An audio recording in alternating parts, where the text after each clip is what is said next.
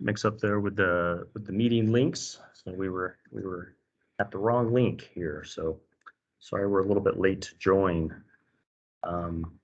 Again, welcome. This is our second public meeting for the Illinois Avenue Protected Bike Lanes from Cincinnati to Market. I'll be going through most of the presentation today, and Colin Fenhurst, of course, is joining me as well, and will be assisting the presentation. So first, just the agenda, just to give you a feel for what we'll be talking about today, just do some brief introductions on our side of things, go over some of the background and history to date of what's occurred, review the results from the first survey conducted back in June, look at the narrowed down list of options that we're considering as of now, talk a bit about plazas and overlooks and street trees as potential inclusion with this project. I'm a young lady. Talk about survey number 2 and then scheduling next. Compassion, you know that compassion. Very compassion. So first, in terms of background overview, this project is an outcome of a couple things that were going on in parallel. First, City Council passed a resolution in June of 2022 requesting that we look at or consider a project to add protected bike lanes along Illinois Avenue from roughly Hamilton Street to Market Street. Around that same time, the street department has a series of grind and overlay projects planned for Illinois Avenue or at the eastern end, so from Perry Street to Market Street, broken up in several phases over a couple of years, originally planned to start in 2021. Now we asked Streets Department to hold off on that, so we'd have some time to conduct this study, which we're discussing here today. Internally, we began our work earlier in 2021, just gathering information and developing some potential alternatives for the corridor. We conducted our first public meeting back in June, and a survey was published around that time as well. And then we presented an update to City Council, including sharing the results of the first survey with them in August 23rd, and have kind of a narrow list of alternatives that we're recommending to move forward with. So first, just to kind of give you the lay of the land a little bit, this will be important as we talk about some of the different alternatives. As part of the study, it's a long stretch of road from just west of Hamilton Street at Cincinnati, and the reason we bumped it to Cincinnati was Cincinnati has the recent greenway improvements, so it's logical beginning point in our study. So from Cincinnati through Hamilton, continuing east all the way to Market Street, we've broken up the area into 3 different segments, just because of the existing conditions and the nature of the roadway and improvements around it are different in these different areas, and what there's different types of improvements or different typical sections that would be viable in each of these different segments.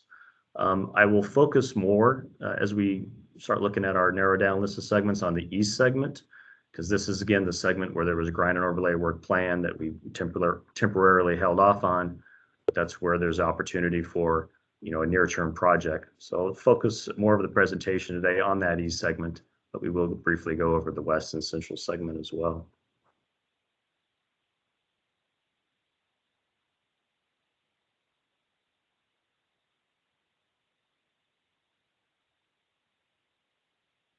One second here, and you switch over. So first our survey results. So this is a survey 1 results, and again the survey led off again summarizing the different segments, and essentially it presented each of the different alternatives for each of the segments, and essentially asks which option or alternative folks preferred. So in that first segment, or the west segment, there were 3 different alternatives, and I won't get a lot of detail on each of those alternatives again, But the end result was that this option 2 was the preferred alternative, and I'll scroll down to the survey results. We show the survey results. The option 2 got roughly 50% of the votes, if you will, with the option 1 and 3 about equal. So back up to that option 2, and that was what was selected, and I will get into that in a little more detail just to kind of summarize that as the option we're recommending to kind of consider for the future. So moving down to what we're calling the central segment, or segment number 2, there were 2 different options that were considered. It's really overwhelming results on that one. Option 2 was heavily preferred, roughly 85%.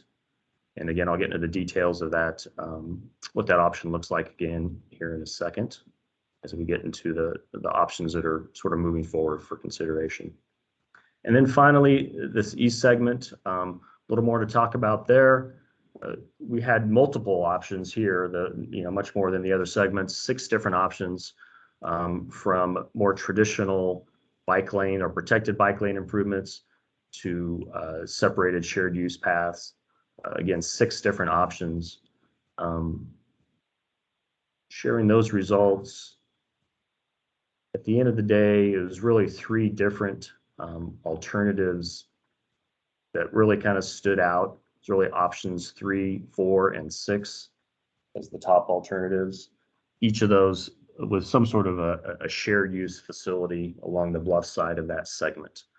So those are the 3 options that we're recommending to move forward with for consideration. And again, I'll get into the details of those in just one second here. So then switching over to kind of share the details of those options. Again, I'd highlight the 3 different segments.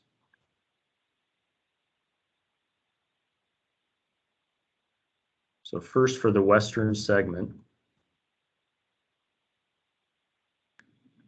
and I will note before I get into the details here, all this information is on the project website.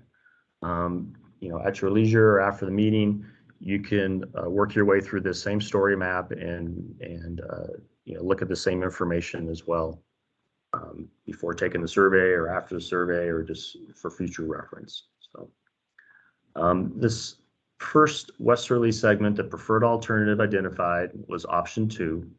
What option 2 entails is narrowing of the existing roadway. It was 42 feet today, narrowing down to 36 feet.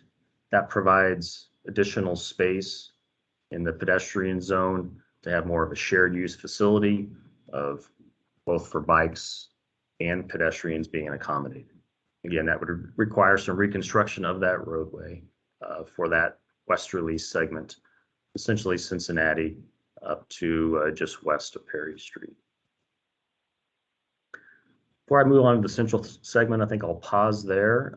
Colin's going to do some live polling just to kind of get some initial feedback, and then I can open the floor to any questions on this particular segment before I move on to the central segment. Colin, you want to do the poll? Yeah, and the way we're going to do this is with the raise your hand button, and that is in the toolbar. It's where there's a smiley face in the hand. If you hover over that, there's an option to raise hand. So I'm going to ask 3 questions. So it's really 1 question with 3 potential responses. And the question is, how well does this option support the goal of this project, which is to provide a safe and comfortable walking and bicycling route along Illinois Avenue?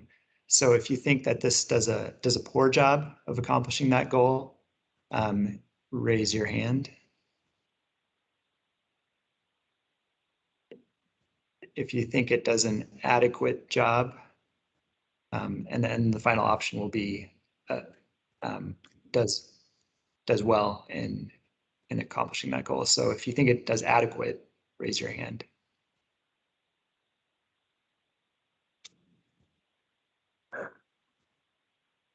Okay, and then if you think it does well in accomplishing that goal, please raise your hand.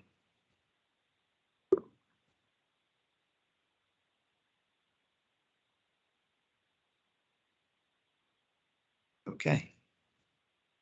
All right, so it looks like we had 4 saying adequate, and 5 saying well. So that just gives us kind of a temperature of how people are feeling about these options as we go through, but we'll also have the online survey to get a more representative poll. So I'll hand it back to you, Kevin. Yeah, thank you, Colin. And I'll pause here. You know, it's a good time if you have any specific questions on this particular segment. You know, feel free to unmute and ask your question now. Again, we'll have opportunity to kind of answer questions on each segment as we go. Okay, not hearing any. I did have a comment. Okay, The reason I chose adequate was because it's really not safe for walkers with the bikers. There's nothing separating the walkers and the bikers. And that's going to be an extensive bike. Maybe. I don't know. good. helpful. Thank you. This is Some- Paul. When Yeah. you made your presentation to the city council, the question was raised about whether corridor standards apply to the intersections, to the 2 west intersections. Did that ever get looked at? I guess I would answer that to the extent we can, yes.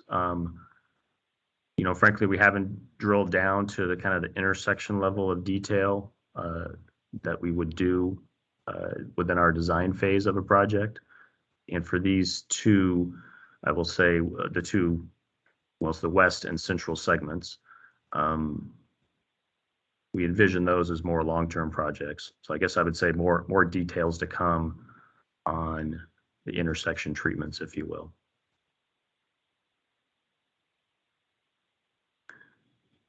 Not seeing any other questions, I'll move to the central segment. We've got some renderings of this segment as well, but in the central segment, there were 2 different options, you know, that were looked at. This one was the overwhelming favorite, and what it does is it maintains 3 lanes of travel through this segment.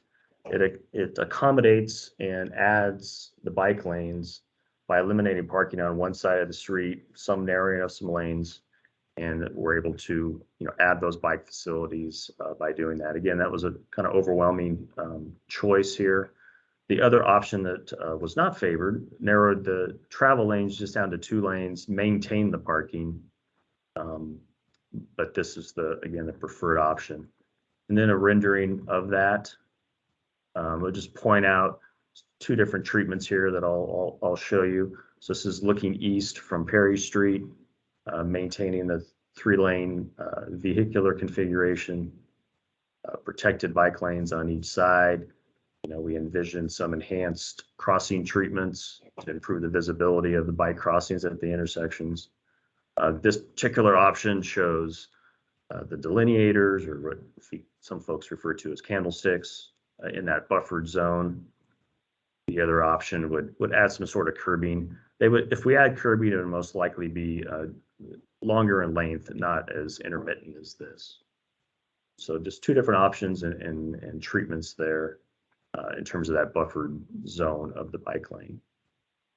I think I'll pause there. Colin will kind of do a little polling again, and then we can answer any questions after that. Yeah, so we'll do the same routine. Before we start, if you have your hand raised still from the last little poll, you can probably lower it just so we don't miscount here. So a similar question, how well do you think this option for the central segment accomplishes the goal of providing a safe and comfortable option for walking and bicycling along Illinois Avenue? Poorly, please raise your hand if you think it's poor.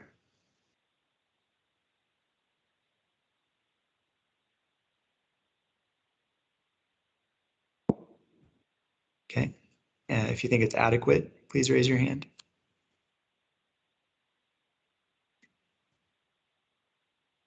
Okay, and if you think it does well in accomplishing that goal, please raise your hand.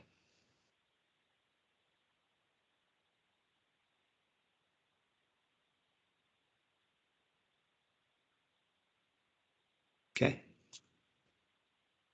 So it looks like we had 3 votes for adequate and 1 for well and 1 for poor.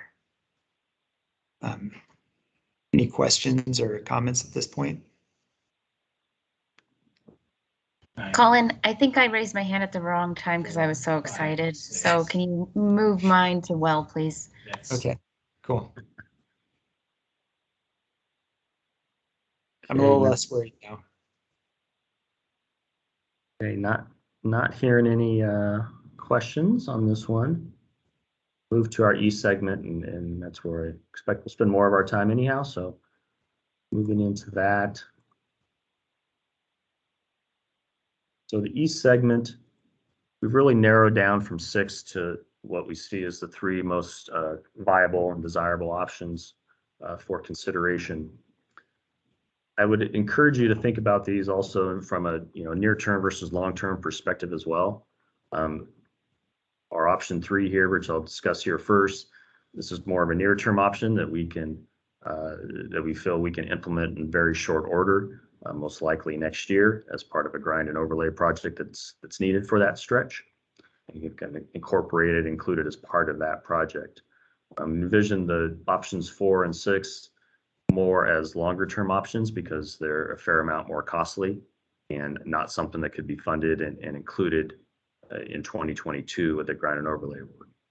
So first off, the option number 3, what this option does is it utilizes the existing paved area or paved width curb to curb. No widening is required to do this. We eliminate the parking along the southerly or bluff side of the roadway. And then we consolidate, of course, there's some bike lanes out there today.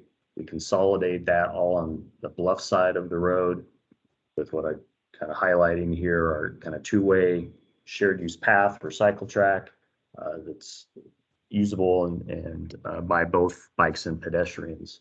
We'll protect that zone with this raised median. So that's a new improvement that we would introduce, sort of add to the grind and overlay portion of the project. So this project is definitely what we kind of characterize as a low-hanging fruit opportunity to improve bike and pedestrian accessibility along this stretch of road. Something we could add at relatively minimal cost relative to the cost of the overall project. So these improvements beyond just a grind and overlay, adding these bike facilities, bike ped facilities would add about $200,000 in cost to the project, much less expensive than the 2 other options. So this is a rendering of that option. This particular viewpoint is at Crestline, looking to the east. I'm sorry, yes, to the east, kind of southeast. The bluff to the right, existing homes along the left side of the roadway. There's the existing raised median there at Crestline. Those have to be reconstructed and reinstalled. But we're seeing the more continuous raised curb. There'd be intermittent breaks here and there for drainage, as well as wherever there's pedestrian crossings. This gives you kind of a flavor for what it might look like.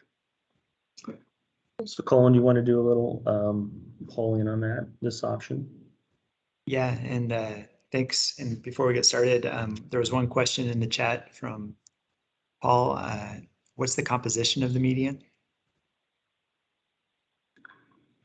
Paul, are you talking this raised median in the middle or the median to separate vehicles from bikes, peds? The separation median. Between the adjacent to the bikes and peds? Right. Yeah, so that's be a concrete median, we're estimating 3 feet wide. There's a little bit of flexibility we have on that width of, with our lane widths and such, but as of now shown as a 3 foot wide raised concrete median or barrier there. There'll be some delineation along it as well, just more for night and wintertime at intersections, make sure vehicles aren't hitting it. But yeah, that's concrete is what is planned. Okay, so we'll do a quick poll. So again, how well does this design option accomplish the project goal of providing a safe and comfortable walking and bicycling route along Illinois Avenue? So If you think it does a poor job of accomplishing that goal, please raise your hand. If you think it does adequate, please raise your hand.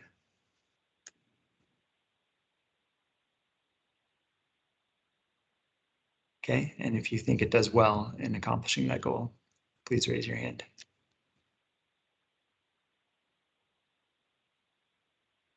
Okay.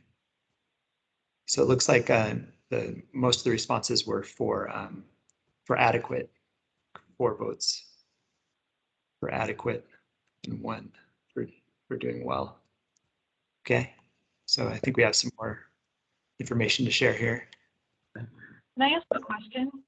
Sure. Please. Does the city intend to maintain those bike paths as far as plowing them or cleaning them? I know with the raised median, it seems like you just probably leave it, and that doesn't really help the bikers in a lot of the seasons that we have here.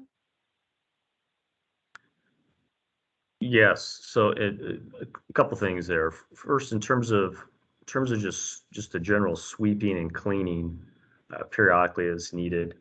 It's definitely something we'll need to do through here. We're showing this continuous, but there'll be intermittent gaps that allow those maintenance type vehicles to get into that zone in order to sweep it. We need to have some gaps occasionally for drainage anyhow. Certainly on that end, that's something that's necessary. Snow plowing, that's a sort of ongoing discussion that we need to address as well. I guess I'd answer it as we're adding more and more of these types of facilities throughout the city. So it's definitely something where we're going to, have to adjust and devise and start coming up with a, plan or approach to addressing that kind of ongoing kind of cleaning and maintenance, to keep them operational and viable for folks. Okay, thank you. Any other questions on this particular option before I move on to the next two? Hi. I still worry about safety. I've been passed on this road like it's a highway, even though it's a 2-way. So I just don't know if that median's enough to. Is it all raised, or is it just the medians that raised? No, it's all raised. So this zone, you Okay. see my cursor. So this would be the same height as a traditional median that separates 2 directions of traffic sometime. So again, 3 feet wide. I believe it's a 6-inch curb height. And yeah, so it'd be a full raised median. Again, to kind of buffer or protect, and separate vehicles from the bike and pedestrian zone. Yeah. Okay. Thank you for clarifying that. Donna, did you have a question as well? What does the west side of the intersection look like? Will there be a left turn lane? Yeah, so the left turn lane will be maintained. Things will be skinnied up a little bit in terms of lane widths, and because the bike lanes would go away in this scenario, there'll be a little bit of shifting of traffic, which is why the existing raised medians, concrete medians that are out there would have to be, reconstructed as part of this project. But yeah, there'll still be a 3-lane section at Crestline. Okay, because this is a uneven intersection. It's hard to see what's coming. Yeah, so in terms of the travel lanes, they would more or less function the way they do today. You have that splitting because it's just, 1 lane in each direction today. And as you approach the intersection from either end, you have those through lanes shifting outward in order to create that space for that left turn pocket. So that functionality would essentially look the same. We're going to shift it all That's slightly north. Yeah, but that's one of the traffic calming concerns that we have, because that left-hand turn lane, is it a place where when a car is turning left off of Crestline onto Illinois, there's only like a 2-foot radius between cars as the left is turning. So that's why I wanted to look at it as a safety traffic calming issue on that intersection. So if we're gonna line it up differently and we're taking away some of that south side, I just want to make sure that that left-hand turn lane is safer than it is right now. And as part of this, we can, definitely drill down to the details of the intersection layout itself, and look at turning movements of vehicles and things like that to make sure that the median radii are adequate to accommodate them. Are you also going to provide pedestrian crossing from the north side of the street across to the pathway? Yeah, we're not really showing these on the exhibits right now, just because that's kind of getting down more into the details, but we definitely envision at least 3, I guess I'll say enhanced crossings. We were envisioning one more towards the western end, maybe at Pittsburgh or Madelia, one more in the center here at Crestline, and then at least one more to the east at Cook Street, which is a planned greenway, all the way up to Francis. So it makes sense to have one there. And then maybe a 4th one at the very far east end of the project as well. But we definitely envision, again, some enhanced crossings periodically throughout this stretch of road.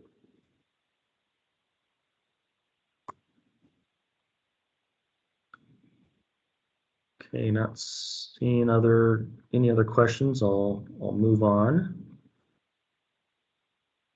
So the other 2 options, options 4 and option 6, each of these options are higher cost options, and we would look at these as longer term type projects, just because of the additional funding that would have to be secured in order to construct or build these. The first option here is option 4. Option 4 does maintain or keep the work within the existing curb lines, but what's different compared to option 3 is that this zone that you kind of see me circling here, this zone gets essentially fully reconstructed. We have to construct a new curb line, bumping it out from where it is today, then elevate and raise the shared use path area, and do essentially a full reconstruction of that. By moving that curb, what that also introduces is the need to modify the drainage system. So all the storm inlets along this corridor would have to get bumped out and relocated and reconstructed at this new curb line. And then stormwater laterals that connect to those storm inlets often have to be modified as well. So this work is more intensive, if you will, than the option 3, and adds roughly $1 million to the cost compared to just the plain grind and overlay work that is planned.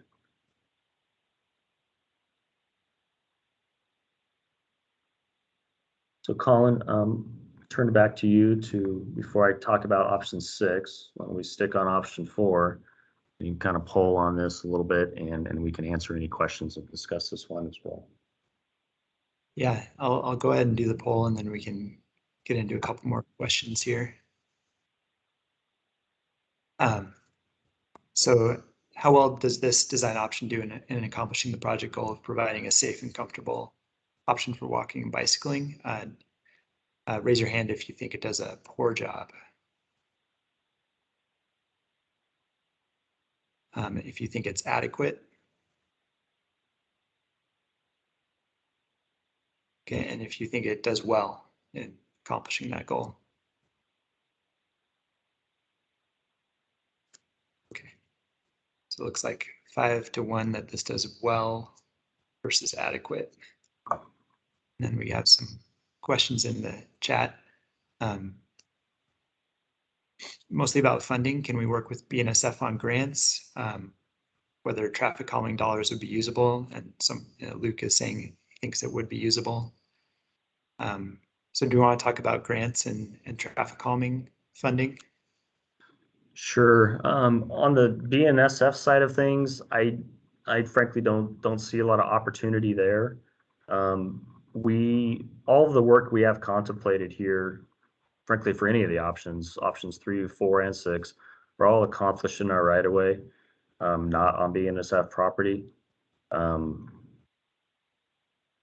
Securing funding, there are some grants out there for rail specific programs. They're generally more for vehicular crossings and improving safety at vehicular crossings, for instance, by adding gates and flashers and those sorts of things. So I don't envision a significant role with BNSF on this, on this project. It's a challenge to work with the railroads, frankly. So I think most of our projects, we try to steer clear of BNSF or UP property, whichever one it is, and do what we can to maintain the scope of our work within our right of way. I don't know if that answers your question. And in terms of the traffic calming, of course, that's a council and neighborhood driven program. So it's certainly an option that's out there. The added $1 million is a lot. So that would be, a conversation that would have to be had. I don't know what the exact revenue or funding levels are per district currently, but I would think that would eat up the entirety of District 1's traffic calming dollars for a particular year. But again, it doesn't mean it's not an option. And then it comes down to, when are those funds available? The challenge there, if those funds aren't available, essentially immediately to build a 2022 project, then we have to look at what's that mean? Is it phasing? Do we do a more limited grind and overlay in 2022 and come back with those shared use facility improvements as a separate project a couple of years later when that traffic calming money is actually available? So again, it's an option, but it, I guess I would say it complicates things and makes it maybe less likely that we can accomplish all the work in 2022. Lindsay, it looks like you have your hand raised. Yes, hi. So I've gone to a couple CACC meetings with, and it's like people reporting from the city on things like you have to get permits to work on your house, and they were talking about the millions and millions of dollars that they have. Is that something that they sort of like, oh my gosh, I know this is a lot of money, and it's just a little bit frustrating to hear like we don't have enough money, but then to go to a different meeting and hear about the millions of dollars that we're sitting on, just because, over COVID, nobody could work on their house, and then after COVID, everybody's working on their houses. Plus, there's apartments being built everywhere. So I know there's plenty of permit money. I don't know if that goes to only a certain part of our city, but I just find it frustrating to go to one meeting and hear how we don't have enough money, and then go to another meeting and hear about the millions of dollars we're sitting on. Yeah, I'm not familiar with that, with what that meeting was. I guess I'd say in terms of like building permit fees, those don't generally go towards funding capital improvement projects. That's my understanding. So even though they're building hundreds of apartments in our neighborhood, and they're probably getting plenty of money from those permits of building those apartments, we still can't use that money to improve our neighborhood so we have easier access to exercise? Well, I'm not familiar with what those funds are and how much they are. I guess I would say if they're, as an example, some fees that have to be paid, or an example would be capital facilities fees for water or sewer improvements, for instance. Those fees have to be spent on water or sewer projects. So I don't know if that was, included in that general term of, permit fees, but if we're looking at fees like that, then there have to be spent on, specific improvements that those fees are meant to fund.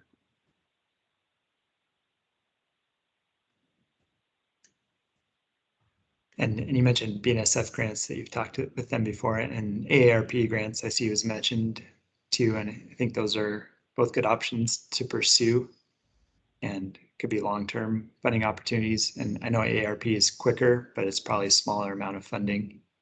So I think that's where this becomes kind of a long-term project, is either getting a lot of smaller grants to eventually build this, or pursuing a larger grant also takes time. And we would like to provide something in the near term as well.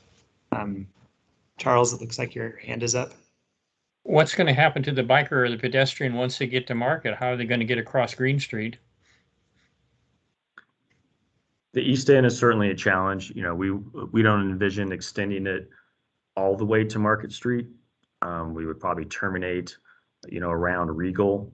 And I mentioned earlier, you know, we consider a fourth pedestrian crossing area. For the interim, you know, that area is certainly going to be challenging. There's lots of ideas talked about in the past with the NSC project about, you know, a bridge over Market Street and things like that. Those are obviously, you know, very expensive and challenging projects to accomplish. I think, you know, in the near term, I would envision, you know, Cook Street being the location where folks would then, you know, deviate, you know, to head north and you know, to wherever their ultimate destination is. But we don't envision with this particular project trying to accomplish a crossing of Market or Green Street.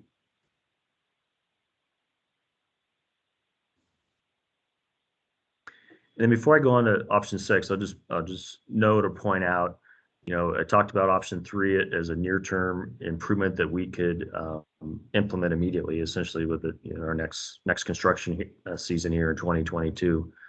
Important to consider that, you know, even though I'm characterizing option 4 and option 6 as long-term improvements, doing option 3 in 2022 doesn't preclude coming back with, you know, options 4 or option 6 at some later date if grant dollars or funding can be identified to do that. So it's important it's not, you know, one or the other.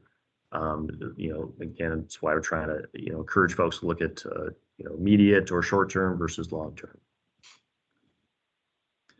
So with that, I'll move to option 6, the final option we're looking at for this east segment. So east segment is similar to option 4 in terms of the shared use separated path treatment. It is overall a wider improvement because it maintains or includes the bike lane essentially for the westbound direction. So this particular typical section would be looking east. It maintains that bike lane in a buffered fashion for that westbound biker. The advantage that provides versus option 4 is particularly folks coming from the neighborhoods to the north, they won't have to cross the street to get to the shared use path. If they're heading west, they could use this bike facility. The challenge with this is it's even more costly because it does extend out beyond the existing curb line. So this project, this type of improvement would essentially widen beyond the curb or go beyond that curb zone. What makes this really costly and challenging is you get into that crest line area where the slope is already very steep there. And then we're looking at retaining walls and very costly improvements. So this option 6, we were looking at costing at least 2 million, maybe 2.1, 2.2 million more than just going out and doing a grind and overlay project. So it's by far the most expensive option. Obviously provides a little more improvements than the other options considered here, but definitely more expensive. So Colin, you want to do some polling on this one as well? Yeah. So for this option versus the last one, I'm trying to get a sense of, you know, how much greater value this brings. So how well does this option do in accomplishing the project goals of a safe and comfortable walking and bicycling route? Raise your hand if you think this is poor. Okay, and if you think it's adequate. Okay, and if you think it does well or very well. Okay, so not much difference there. Looks like it was pretty even between adequate and well. And then we have some comments and questions in the chat. Yeah. And we're in contact with Shauna. She's aware of this project in these meetings. So she's in tune with this. And then the question is, what is the buffer delineation in option 6? Yeah, and in this case, because it's on a side of the street where there's parking, it would just be essentially the double striping buffer. Cars have to be able to get from the travel lane, to that parking zone. So we couldn't do any kind of a raised, curbing type protection for that westbound bike lane. Any other questions on this option 6?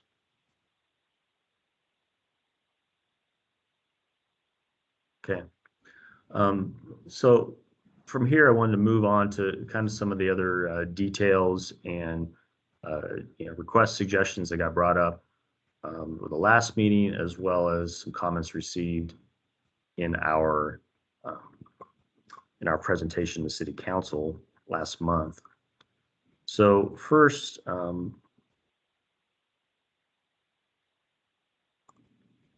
switch back to PowerPoint here.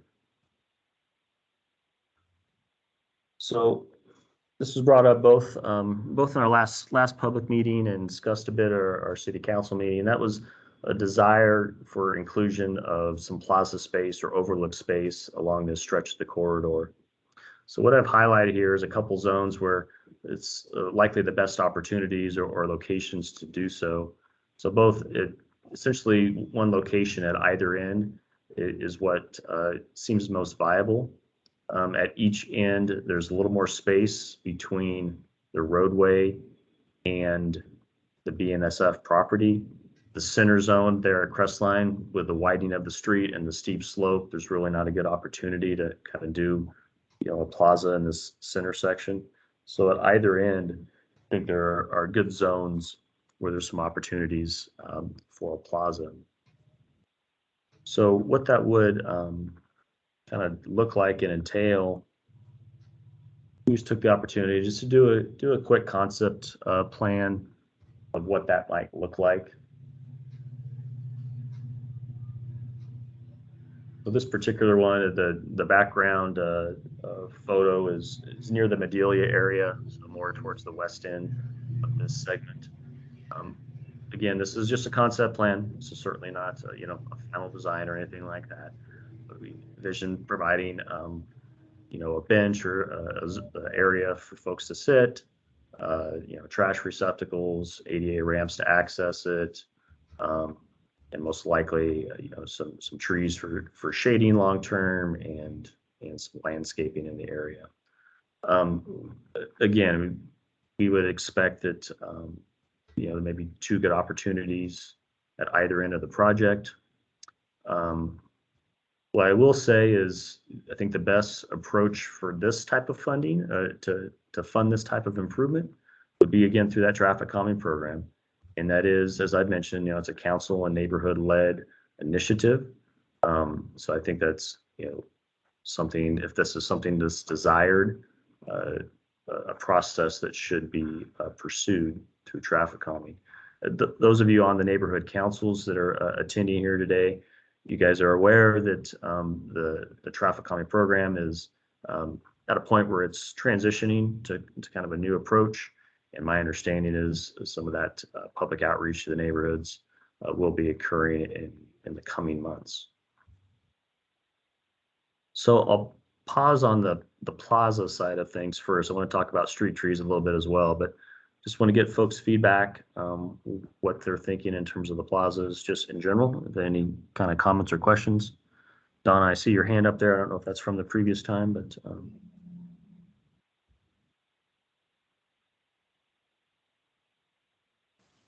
Well, this is what I have been wanting to put on the bluff.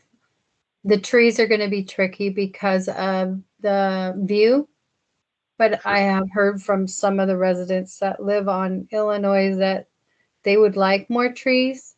So that's a question we're going to get answered later. But I think if we put them in strategic places that it wouldn't obscure the view, then that would be the plan. Okay. How do you feel about? Oh, go ahead. I'm sorry. Go ahead. No, ask me. Yeah, how do you feel about the plazas themselves? I mean, the locations, doing two of them. The Medelia one is, I'm trying to picture where it's at on after Crestline because I wasn't, So yeah, so it's basically right in here if you oh, show after it on the Perry. screen. So Okay, so it's across from, yeah, it'd be in okay. that Madelia Pittsburgh, zone. It's pretty flat in there, so it'd be a relatively easy Yeah, space to get next to that. through.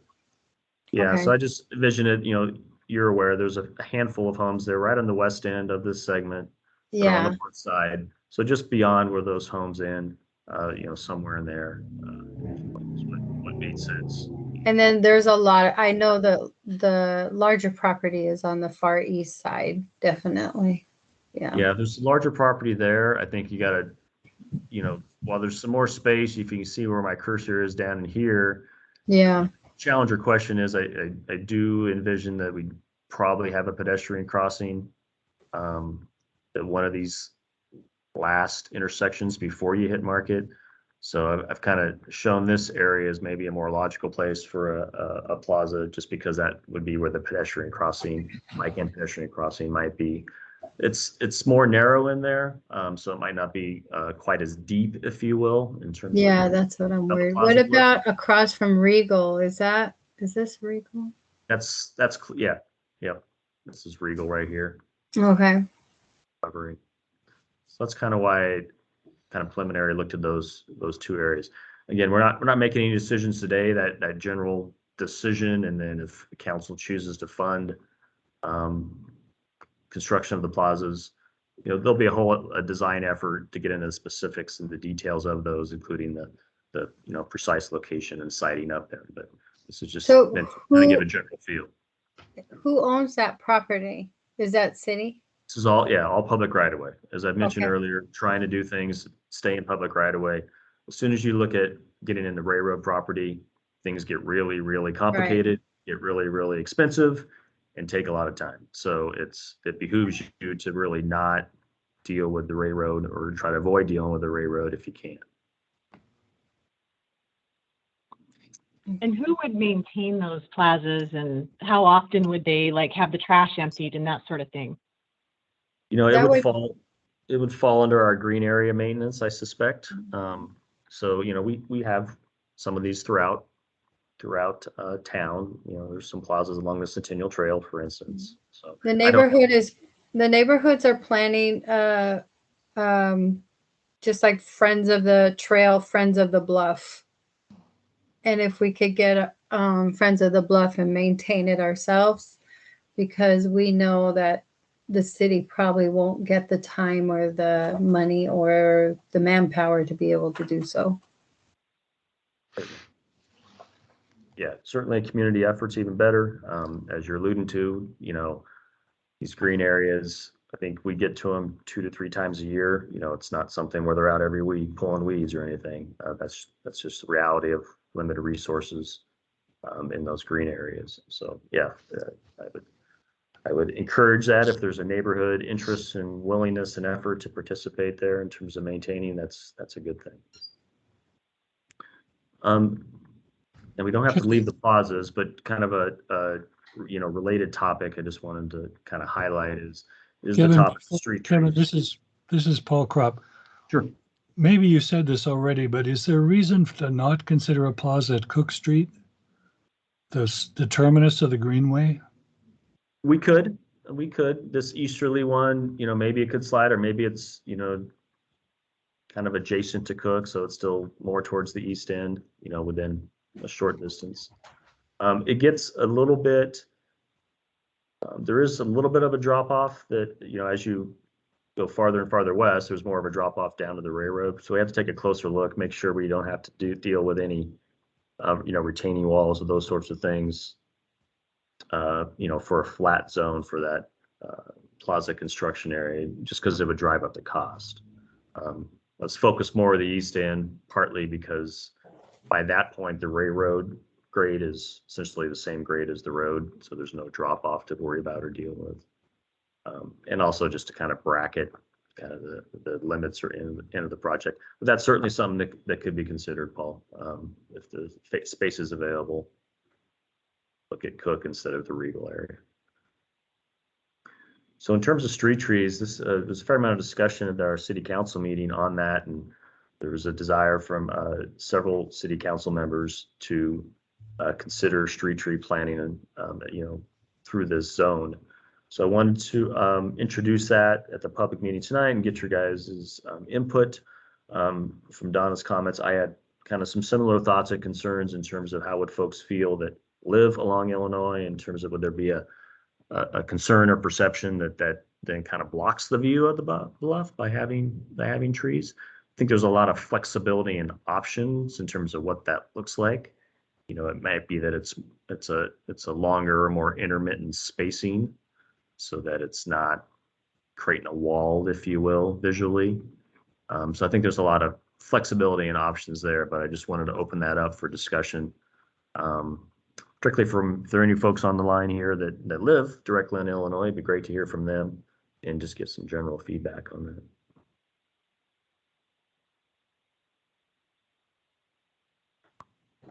Yeah, John, it looks like you have your hand up. Yes, I think, can you hear me? Yep. I live on Illinois. I think planting the trees over there would be the wrong thing to do by a long shot. These properties are view properties along here. The city is getting extra tax money because they're view properties.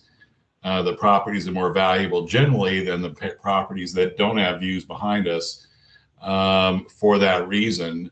And by planting those trees along there, you're going to be blocking the view and thereby, I think, devaluing our properties. I especially think you need to think about that. I think also, what kind of trees are you thinking about planting over there? If you are planting them even more sparingly than that, I think you need to really consider the canopy cover, because that view blockage is very problematic. I'm totally against it, and I'm quite sure that all my neighbors would feel the exact same way. I think all these people have the opportunity to plant trees in their own yards, as we have them. I have trees in my own yard. I don't see a need to have a tree across the street blocking our view, which is the sole reason for all the extra property tax revenue that you get from our properties. Okay, thank you, John. Any other thoughts or comments on that? It's like Luke, you have your hand up. Oh, hand down. Never mind. Okay. Sorry, no, I put my head down intending to unmute. Okay. I live on a corner just right off of Illinois, and interestingly, my neighbor has the exact same floor plan as I do that is on Illinois, and John is right that just being on Illinois adds a good 10 to 20% to your property value.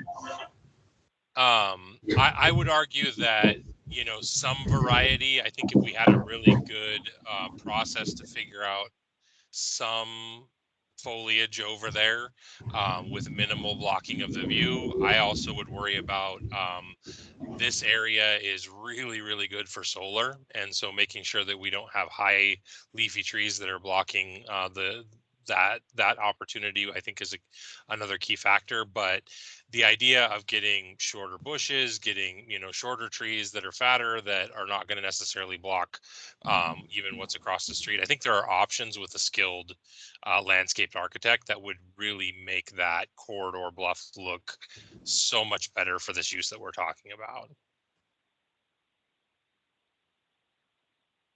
Okay. Just a follow-up question on that, Luke.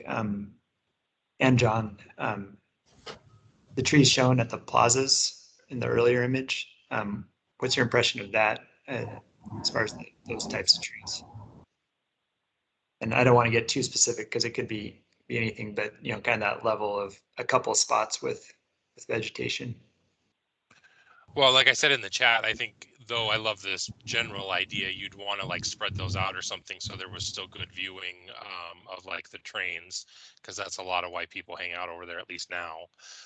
But I think, yeah, that's probably a good example of, in a lot of places you could plant something like that more spaced apart and not actually block much of the view. I don't think it would have a very big impact.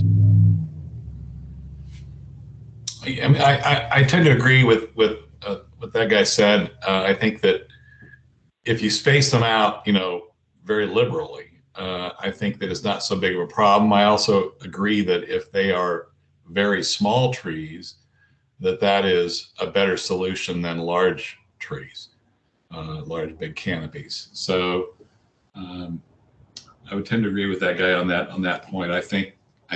But I really think, keeping them way down as far as numbers go, I think is going to be important to the neighborhood. Okay, thank you. And something on the trees that I would share, just in terms of more sort of, I guess, next steps and going forward. I would expect it might be something that we look at in parallel with this project. Maybe we don't install them directly as part of the actual capital improvements. There are programs that we, I guess some other projects as an example, are urban forestry group in Parks and Recreation.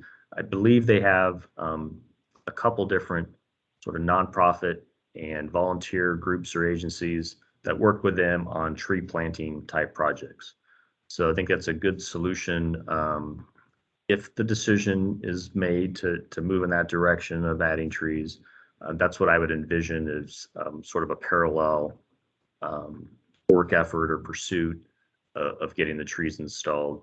Part of the reason for doing that is just costs. It's much more cost effective to do it in that way. When we do street tree planting as part of our capital projects, they're fairly expensive. So there's some cost savings there, kind of doing it in concert with, but sort of separate or outside of our actual, street work here. So I just kind of lay that out there in terms of kind of next steps going forward and discussions will need to be had. Couple more questions and comments. Question was, when would this be going back to council? I think that probably cover that under next steps, but. Yep. Well, I can jump to that. And then So- a couple other comments were just supporting like other planting types, like pollinator gardens and that type of thing. Yeah, in terms of the actual plazas, again, if the council makes a decision to fund those plazas, presumably with traffic calming funds, there would definitely be some additional outreach during our design process, with the neighborhood and community. As we get into the more detailed design, more of a 30% design, it has some interaction, again with the neighborhood and interested parties in terms of the specifics of what those plazas might look like, including plantings and selection of tree types and those sorts of details. This was just kind of a summary of costs. I kind of mentioned this earlier, sort of the deltas and the costs for each of the alternatives or the options, how they increase through options 3, 4, and 6. In terms of plaza and overlook costs, just roll back of the napkin, quick estimates, we're looking roughly 50,000, maybe as much as 75,000. Really depends on the amenities and what level of architectural enhancement and details you go to in these plazas. And again, in terms of the next steps, you don't have a set date yet, but I would kind of tentatively planning on going back to what we call the PIES City Council Committee meeting that would meet in fourth Monday of October. That's a committee that considers essentially public works projects. So that's my tentative plan. That's not set yet. That's my plan as of now. And then, we'd be hoping to really make a final decision on the core project itself in October, November, so we could determine that scope and kind of hand it over to our final design folks to get into preparing plans around the first of the year, so they could go out to bid in the spring and most likely a summer construction. As I mentioned earlier, that the plaza issue can happen in parallel. I think that needs to happen with the neighborhoods and council through the traffic calming process, and to determine if that's something the council wants to fund. Depending on that decision, if it happens relatively soon, say by 1st of 2022 or maybe into February, as late as February, we can probably still work that into the design and maybe build it as part of the actual construction project in 2022. If we move forward in that direction. Alternatively, if that decision takes longer, or if let's say the funding's not available immediately, let's say it's not available until 2023, for instance, then those plazas could be constructed as separate standalone projects, at that later date. A couple different options in terms of how that could play out. So that's all I had for today.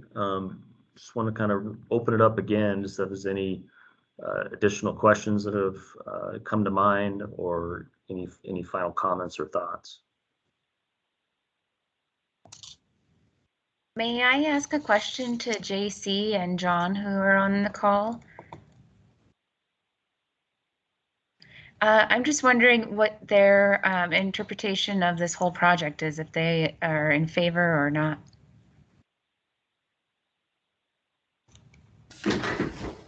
Well, this is John. I was late for the meeting. I'm sorry about that. So I did not see what is option 3 basically set up to be. Yeah, 1 second. Let me switch over to that.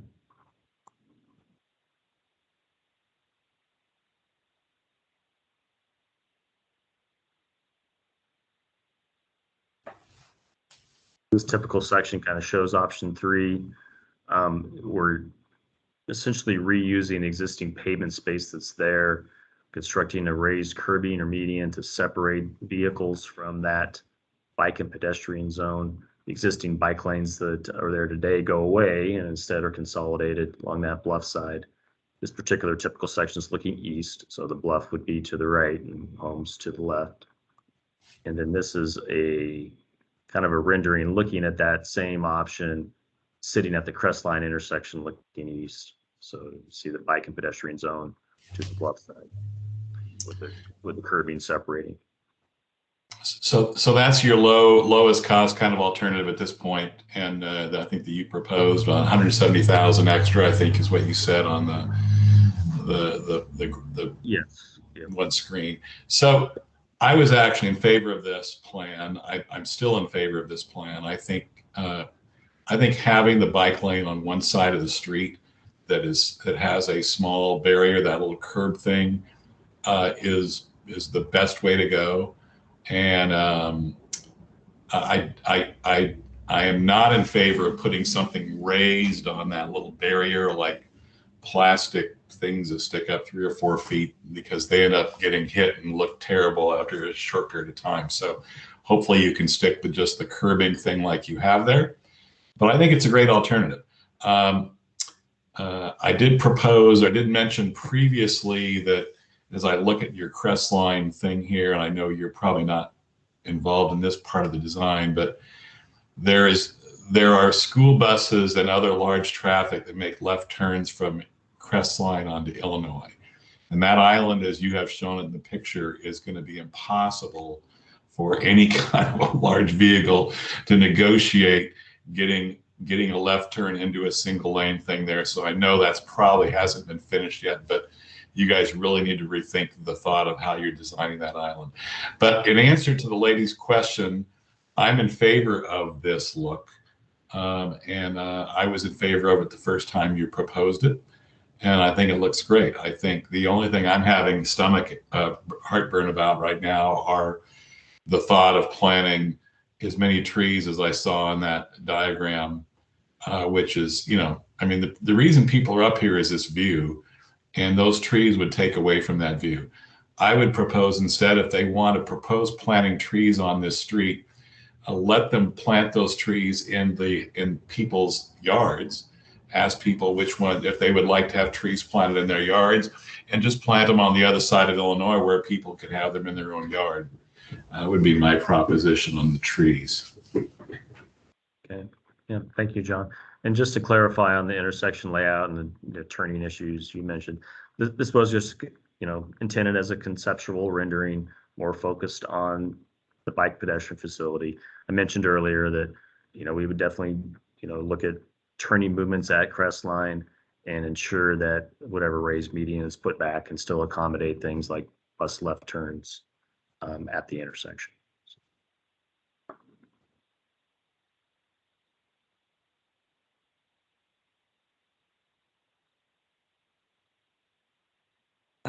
Comment from Lindsay that the little curb might not be enough. And yeah, I think there's plenty of room to still decide exactly how that thing is designed and built and delineated.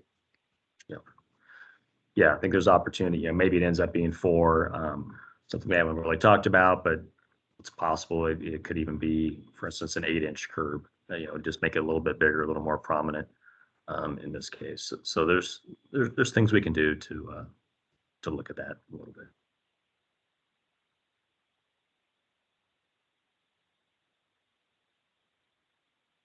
Any other comments?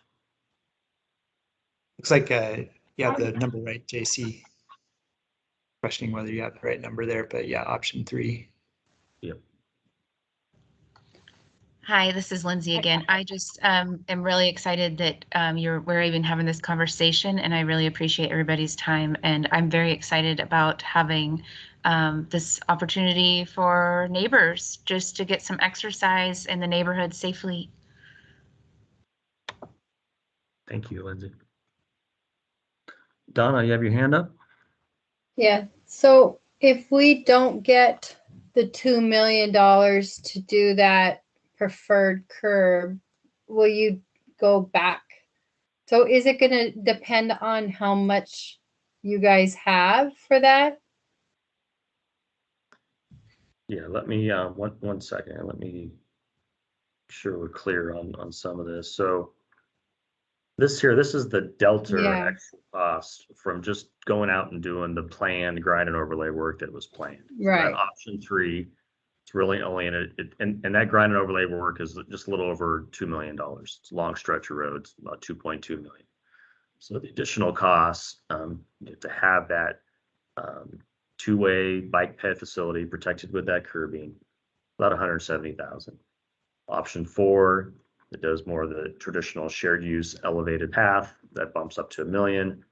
And then option 6, which also has a shared use path, but also maintains that westbound bike lane.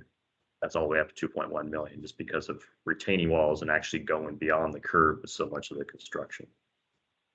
So this option 3, this is at a level that, again, we can go do this now with our existing project. It's a small drop in the bucket compared to the overall cost of the project. And that's why we're emphasizing this as the most viable short-term or immediate option. Once you start bumping up to $1 million, while something like traffic calming theoretically could fund that, that's just a lot of money out of that particular program. And that's ultimately a city council decision. They could choose to fund that at that level. But I'm not sure if that funding is available immediately for us to build it in 2022, or if that would take up a couple years of money. And I do know that it would take up a significant chunk, at least, of the overall money available to District 1, meaning projects in other locations, would have to be delayed or something, I would think, when we get up to those types of dollars. The other option beyond that is pursuing grants, but that's the grant type programs that would fund improvements like these. They're competitive programs. They're not easy to secure the money. There's no guarantee we're successful. Those often take years. Some of the grant cycles don't necessarily happen every year. Some of them are every 2 or every 3 years. So again, even if the desire is to pursue grants for those projects, it could take several years. So even- what you're saying is the project's gonna go in 2022, no matter what. It depends on the funding, and then if we can get the grants to coincide with the 2022 plan, is that what you're saying? Well, I don't see any way we'd be able to get grants to line up with the 2022 projects. Again, Oh. those programs, again, take years. The next cycle, as an example, happens to be coming up in 22, but you don't find out the results of whether you won or you were awarded a grant until Right. later in the year, and then the actual dollars aren't available until the following year. Again, they're strung out over several years. In terms of whether we do this project regardless, that's still a council decision. But my strong recommendation would, at a minimum, even if the desire is to say do option 4 and say, go find or earmark some traffic calming money, that would push out the trail portion of the improvements, that would push them out to at least, well, unless the money was immediately available, which I think would be a challenge. If it is immediately available, the full $1 million, and we get that decision soon enough, theoretically could construct it in 2022. If that money isn't immediately available, I would still strongly encourage that we at least get out and do the grind and overlay work.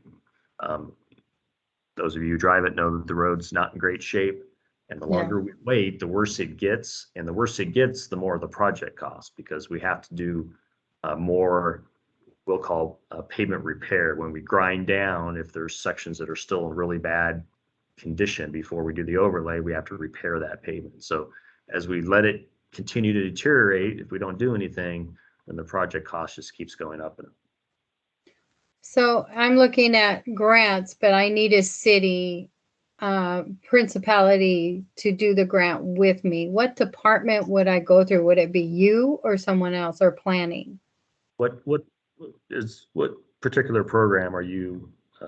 I'm looking at the AARP community grant for $1 million.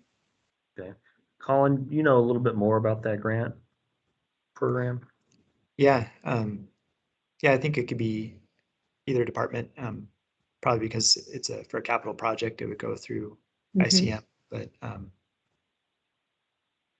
yeah, that program turns around relatively quick. And I think it could be kind of supplemental.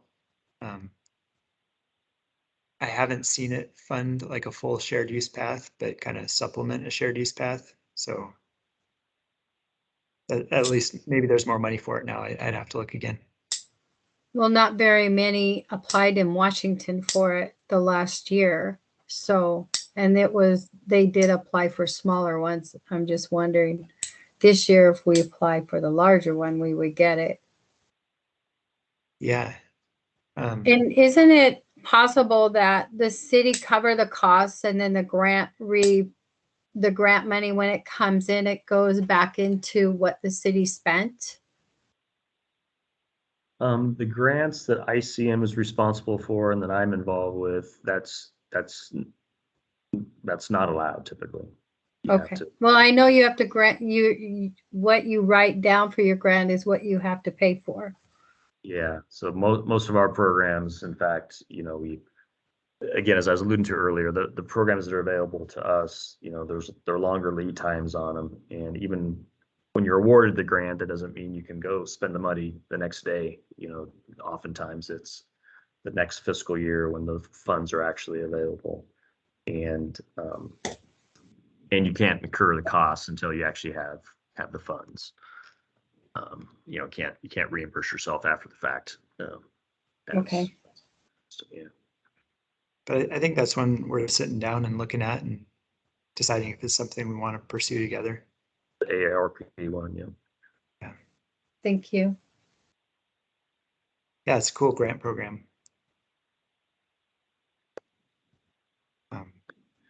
See, John, you have your hand up. Yeah, two comments. First of all, it's my understanding that the street's going to be redone over a period of 3 years, if I'm not mistaken, right? They're going to do Perry to Crestline, then Crestline to Smith. and then Smith to Regal, and that's going to occur that in those 3 years? That was the original plan when the street department was just going to be doing a traditional grind and overlay. The direction we're heading now, if we're going to pull this in-house and do, if we're going to do some sort of bike ed improvement, it'd be done more as a traditional capital project that we design and put out to bid by private contractors, and we would do the entire stretch. So all the way from Perry to Market, not chop it up into smaller segments. And your timing on that is when? 2022, So next year. next season, yeah. Okay, all right. And then the other question I had, since I missed the beginning of the meeting, just a very quick thing. Can you just give me what was the thinking? I know you had split this bike path up into like 3 or 4 sections, and there was more complicated stuff down on the west end of this. What did you guys decide to do down towards that first block of after you east of Perry and then west from there? Sure. Just very quickly. Yeah, the central, what we call the central segment is really just that 1 to 2 block stretch at Perry. That would be in-street protected bike lanes with curbing, one-way bike lanes in each direction.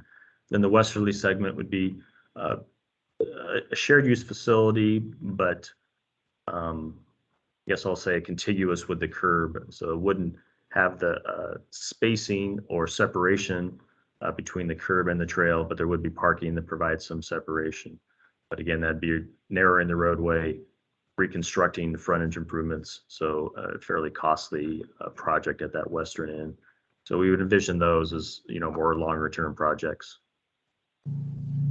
Okay, so that's not really being considered anymore at the immediate. Well, not for immediate. I mean, it's we got some feedback and we kind of have a general consensus on the preferred option, but it would be a longer term project. We wanted to plan the whole corridor all the way to Cincinnati and take a more holistic approach. And then the last thing I was just going to ask about is one caller brought up Cook Street earlier, and I know you guys have long range thoughts on Cook Street. Are you also thinking about moving that up as part of, and make it part of this project with to incorporate Cook Street at the same time? We aren't necessarily planning on making it part of this project, but there's a series of improvements well underway on Cook Street. And I don't know if Inga's still on. Maybe Inga, you could weigh in a little bit on the timing and details of those. I know there's some work going on at Shaw Middle School that the school district's doing, and then we have some traffic calming funded improvements along the Cook Street Greenway as well to the north. Yeah, I can weigh in. So let's see, starting at the north end, Cook and Francis, we funded a pedestrian hybrid beacon through the school safety program, which is getting designed this season and should be under construction in 2022. The school district is doing their project on Cook between Empire Garland and what's the north end? Rich Avenue, I think. And so that's next, that's between the new Shaw Middle School, the new library, and then the Northeast Community Center. Then we got a Safe Routes to School grant through the state to build the pathway on the north side of Empire Garland from Cook over to the intersection, the signalized intersection at Market and Garland, where people will be able to cross using the signal. And then within a couple of years, there will be both a stairwell and a ramp that goes up to the Children of the Sun Trail right there at that corner. So that's funded. That'll be built early 23, that pathway on on Garland. And I think that's it for now. So as far as the extending like the bikeway from Illinois going up Cook, it sounds like the only real stretch that, I mean, in the near term that would have to be dealt with is perhaps Illinois to North Foothills Drive. Is that what I'm hearing? You kind of have it set up pretty well from from North Foothills Drive going up past the school and the library.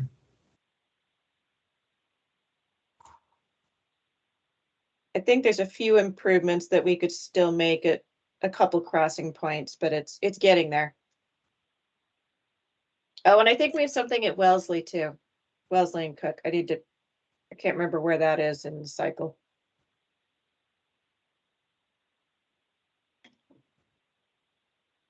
Thank you, Inga. Any other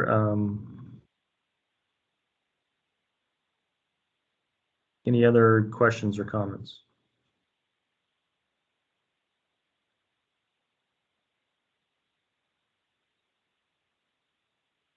Okay. Well, I just want to thank everyone for their time, for attending this evening. Appreciate you joining us. You can always visit, well, I almost forgot. I want to remind folks of the survey, second survey with this particular kind of associated with this meeting. I would encourage you at your leisure to take the second survey that's available online. You go to the project page, either through the story map, there's a link to it, or within the project page for Illinois here that I'm showing. There's opportunities to take the second survey. So I encourage you to do that. Pass it on to your other neighbors or folks that are interested. You can also contact Colin or I through this email that's shown on the project page, the Illinois Bikeway at SpokaneCity.org. That email comes both to Colin and I. So feel free to reach out to us through that if you'd like. So yeah, I think that's it for this evening. Colin, I miss anything? Anything else you want to add? No, I think that's it. Yeah, thanks everybody for being here. And yeah, please pass along the survey link to your friends and neighbors. Great. Thank you, everyone. Have a good night. Thank you.